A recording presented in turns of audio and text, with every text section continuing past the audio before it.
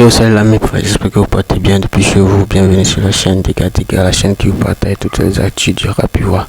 Alors, dans cette nouvelle vidéo, nous allons parler des observateurs. Il y a un observateur qui dit que ouais, le feat que Imra a fait avec La Fouine, c'était pour ressusciter La Fouine au fait.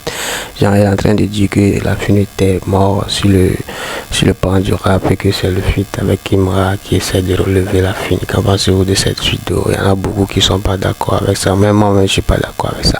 On va pas dire que non, que Imra fité avec La Fouine pour essayer de lui redonner la lumière et tout ça là. Après tout le commentaire, nous allons rentrer dans le vif du sujet. Nous allons tous sur la vidéo une par une du début jusqu'à la fin. Mais bien avant ça, l'ami, vous savez comme d'abord, il faut toujours liker, commenter, repartager, ce qui est très important et on est ensemble. Il dit que respectez les artistes qui lancent vos artistes. Respectez les légendes. Si tu as écouté La Fouine, autant de Amdoula Sava, autant de Duferme, autant de tous les mêmes, tu ne vas pas dire ce que tu es en train de dire là. Parce qu'il dit toujours, et puis je le répète, quelqu'un qui a siégé sur le trône de 2000 à 2010 dans le rap français là, c'est un honneur pour Imra de fitter lui, de figurer sur son album. C'est pas parce que La Fouine est en quête de visibilité qu'il a fait fitter Imra. C'est parce que Imra est talentueux.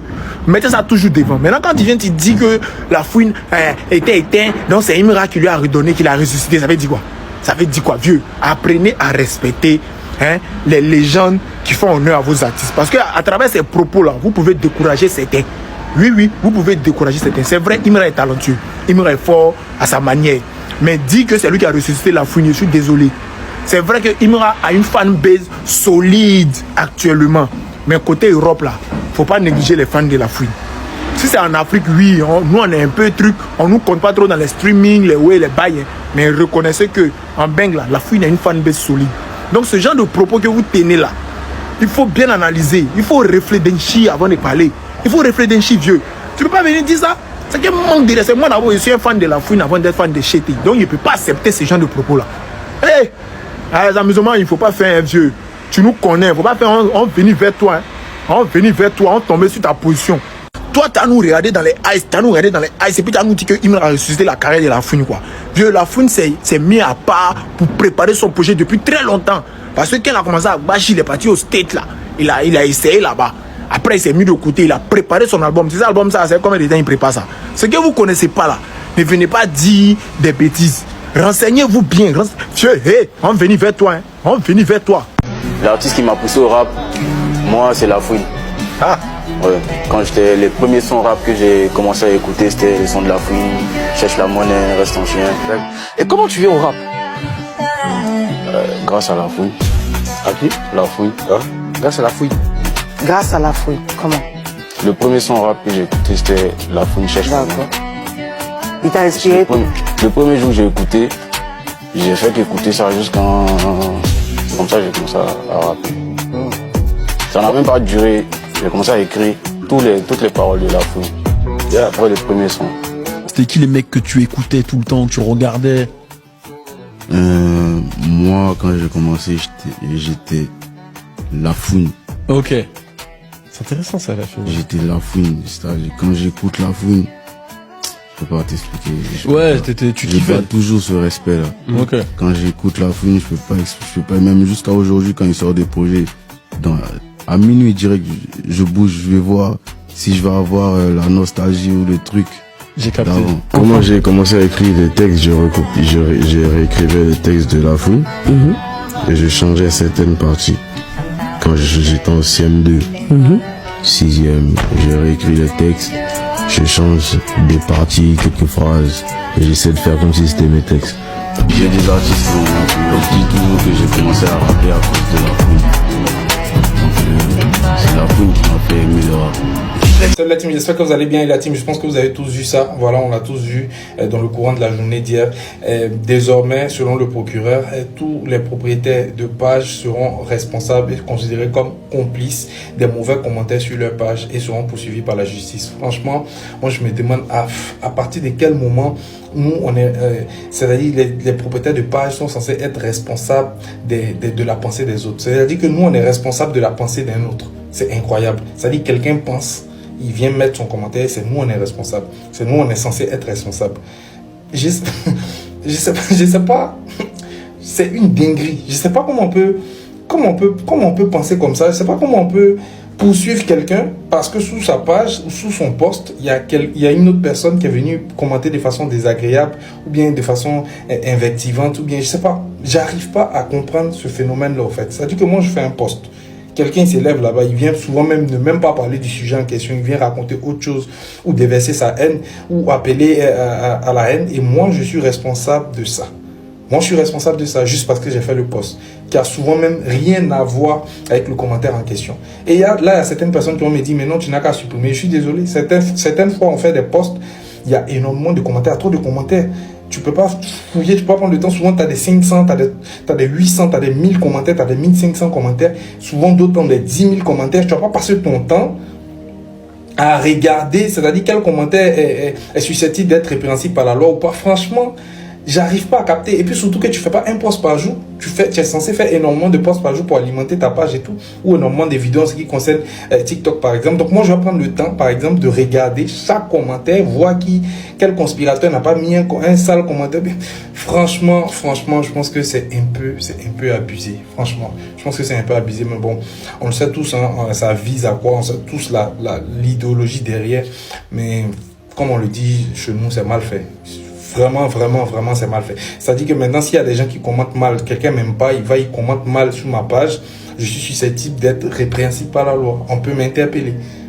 C'est une dinguerie. Je sais pas si vous vous rendez compte, c'est une dinguerie. C'est une dinguerie simplement.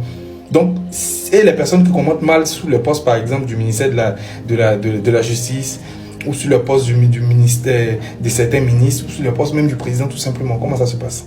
Non, franchement, la team... J'arrive pas à comprendre cette loi-là. Mais bon, la loi est la loi. On va terminer cette vidéo-là par ça. N'oubliez pas, la loi est telle qu'elle est. On la combat de l'intérieur en la respectant. C'est très important. On la combat dans un débat démocratique et intelligent parce que c'est ce qu'on sait faire. Donc c'est ce qu'on doit faire. On doit la combattre avec les idées, avec les débats. Mais en même temps, on doit la respecter. Voilà. La loi de l'apartheid aux États-Unis, c'était pas une bonne loi. Mais les gens à l'époque l'ont respectée tout en la combattant de l'intérieur. C'est comme ça. J'aimerais terminer en disant ça et vous dire que voilà. N'oubliez pas d'aller voter pour Imra aussi. C'est important la team. Voilà. On n'oublie pas les votes. Les prix d'or payants. On vote. Parce que c'est vers la fin. On est déjà vers la fin des votes. Donc il faut voter. C'est important.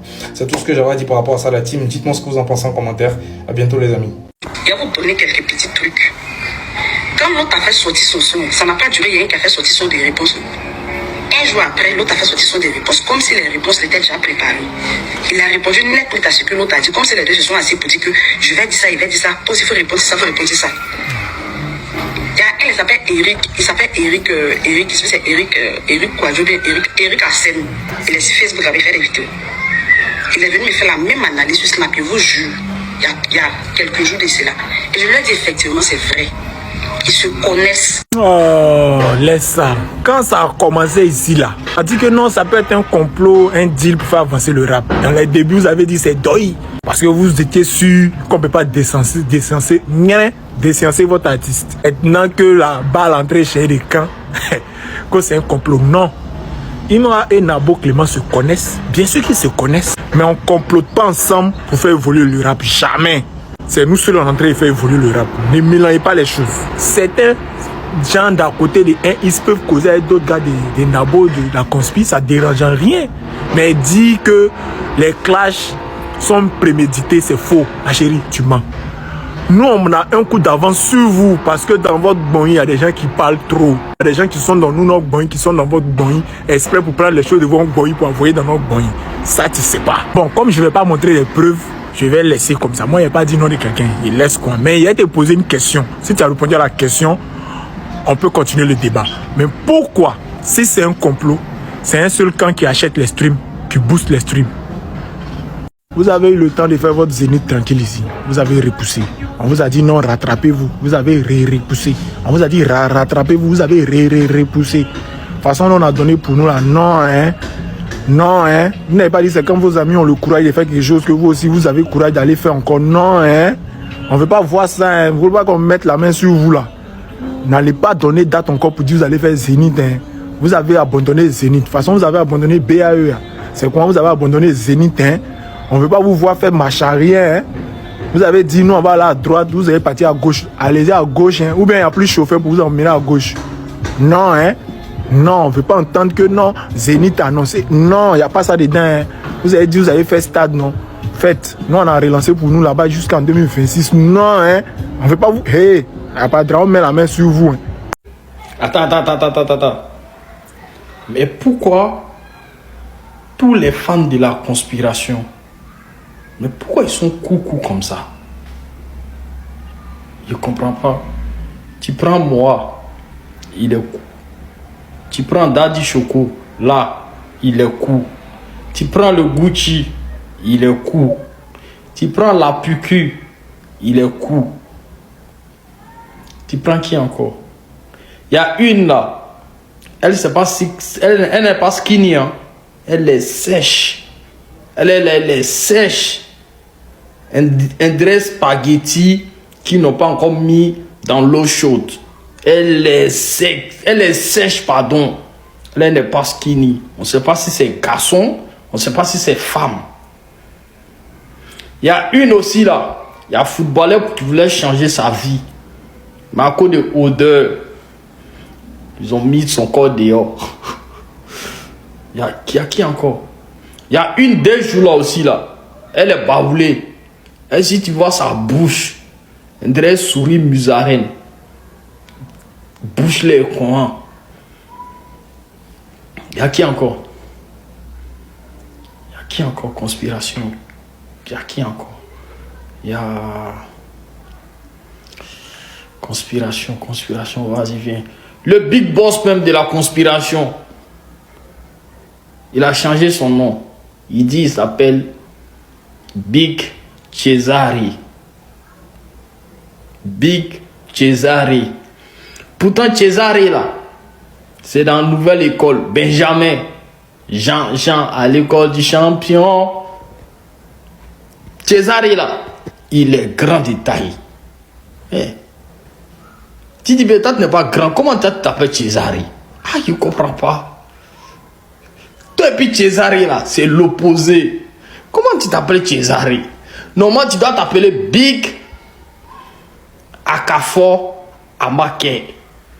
Parce que chez toi, s'appelle Big Akafor Akake. Lui, il dit et puis il fait. Maintenant, toi, tu dois t'appeler Big Akafor Amake. T'as vu, non? Quand c'est comme ça, là, c'est zo. Maintenant, la conspiration. Pourquoi vous êtes coucou comme ça? Je ne comprends pas. Comment vous êtes coucou comme ça? Je ne comprends pas. Venez m'expliquer ici. On peut être coucou comme ça. Regardez la majorité de la conspiration. La majorité, ils sont coucou. La majorité, ils sont coucou. C'est pas... Ils se sont sélectionnés pour faire partie de la conspiration. Ils sont à l'image. Il est attends, mettez le procureur. Ça, c'est pas diffamation, hein. Ça là. Tout le monde voit, hein.